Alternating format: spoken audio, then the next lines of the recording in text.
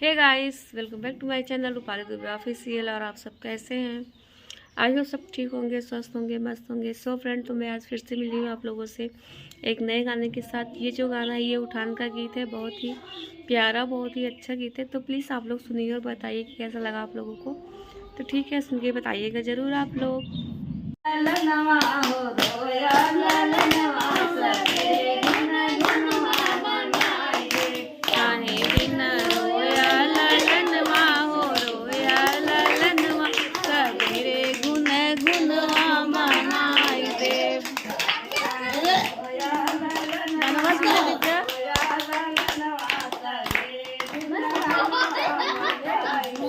काहे बिना रोया लालनवा हो, रोया लालनवा सबेरे गुन गुनवा मनाई दे। हमरे ससुर जी के ऊंची अटरिया, हमरे ससुर जी के ऊंची अटरिया, जे काले लगता बजैया हो, लगता बजैया सबेरे गुन गुनवा मनाई दे। काले लागता बजरिया हो, लगता बजरिया सबेरे गुन गुन मनाई दे। काले लागता बजरिया हो, लगता बजरिया सबेरे गुन गुन मनाई दे। जे खाले लागता बजरिया हो, लगता बजरिया सबेरे गुन गुनवा मनाई दे।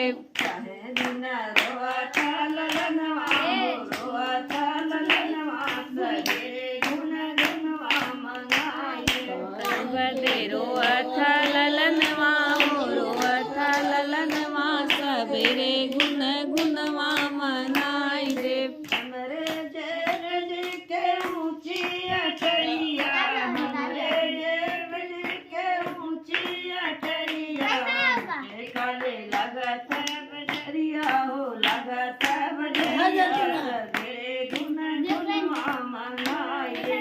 जे खाले लगता बजरिया हो, लगता बजरिया सबेरे गुन गुनवा मनाई दे। जे काले लगता बजरिया हो, लगता बजरिया सबेरे गुन गुनवा मनाई दे। लगता बजरिया हो, लगता बजरिया सबेरे गुन गुनवा मनाई दे। काहे बिना रोता ललनवा हो, रोता ललनवा सबेरे गुन गुनवा मनाई दे। बदे रोता ललनवा हो, रोता ललनवा सबेरे गुन गुनवा मनाई दे।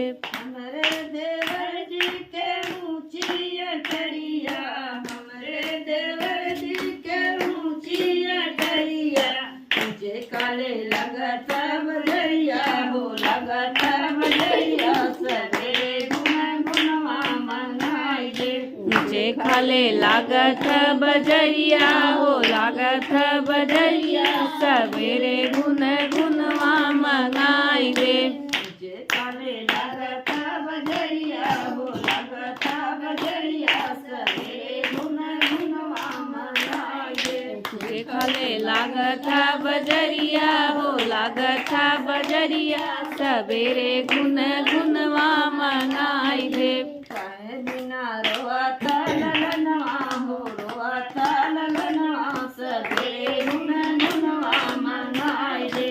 काहे बदे रोता ललनवा हो, रोता ललनवा सबेरे गुन गुनवा मनाई दे। हमरे बलम जी के ऊंची अटरिया, हमरे बलम जी के ऊंची अटरिया, जे काले लगता बजरिया हो, लगता बजरिया सबेरे गुन गुनवा मनाई दे। जे खाले लगता बजरिया हो, लगता बजरिया सबेरे गुन गुनवा मनाई दे। जे काले लगता बजरिया हो, लगता बजरिया सबेरे गुन गुनवा मनाई दे। लगता बजरिया हो, लगता बजरिया सबेरे गुन गुनवा मनाई दे। सो फ्रेंड, तो हमारा गाना कैसा लगा आप लोगों को, आप लोग प्लीज़ कमेंट करके जरूर बताना। और जो लोग मेरे चैनल पर नए वो लोग प्लीज़ मेरे चैनल को सब्सक्राइब करें, वीडियो को लाइक शेयर कमेंट करें। मेरी वीडियो कैसी लगती है प्लीज़ कमेंट में ज़रूर बताएं। तो ठीक है, फिर मैं ये वाली वीडियो अब यहीं पे एंड करती हूँ। जो भी रहेगा नेक्स्ट वीडियो में एक नए गाने के साथ मैं कल फिर से मिलूँगी आप लोगों से। तब तक के लिए tata bye bye, Ram Ram.